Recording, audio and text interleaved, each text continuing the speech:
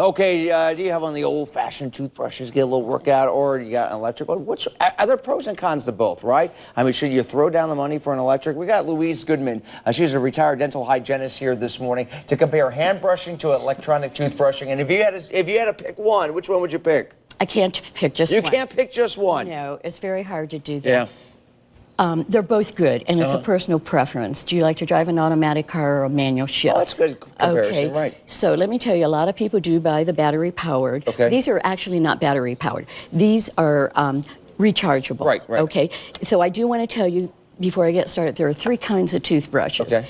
There are, of course, your hand toothbrushes. Right. And then you've got your electrical battery charged toothbrushes, and then you actually even have one that takes a I've got one of those. An A battery, Okay. like a Duracell. This would be the least effective one. Okay, but what's good about this, and the reason I brought this along was, you're talking 100 plus, you're talking 100 plus, and you're talking $10. Right. Okay. Right. A lot of people make the investment, and then they get their power toothbrush, and they turn it on, and they don't like the vibration. Okay. Okay. So that keeps people from actually using it. Show us a little demonstration if you can. How should you properly use an electronic toothbrush? Because is it doing the work for you, or do you still have to do the motion? No, it is doing the work for you. Okay. And if you do the motion, what you end up doing is you wear the toothbrush out. You're not letting it work. I always say it's like cutting a log with a power saw. Okay.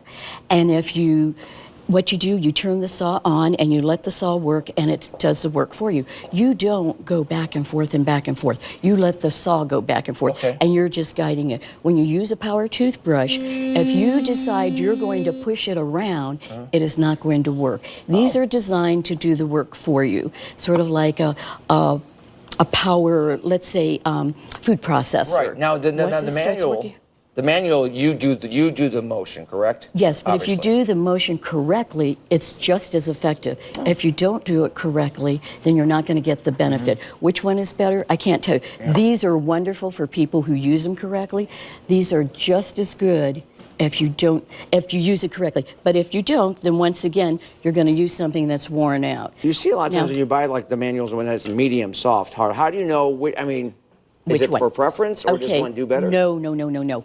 Anytime you use anything stiffer than soft in your mouth, which means anything other than a soft, medium or hard, you're actually not even getting food off of the tooth. You're actually sawing the tooth back and forth. Then the gums recede and you cut into the tooth. So the most important thing that I always tell people, and whether you use a power toothbrush or you use a hand toothbrush, it doesn't make any difference.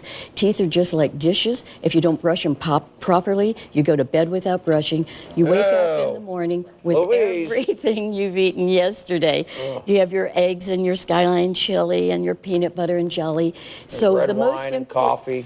Well, the red wine and coffee is going to stain your teeth. That's true. That's you a know whole what I'm nother saying? segment. That's another segment. I'll be back for that, I hope. My producer told me to lick that plate. I'm not touching that right there. No, you don't want to. No. You don't want to have this plate. You don't want to eat off of this plate. But in essence, this is what everybody does every night. So if you use your power toothbrush, you use it correctly, you let it do the work, and by doing that, I say you turn it on.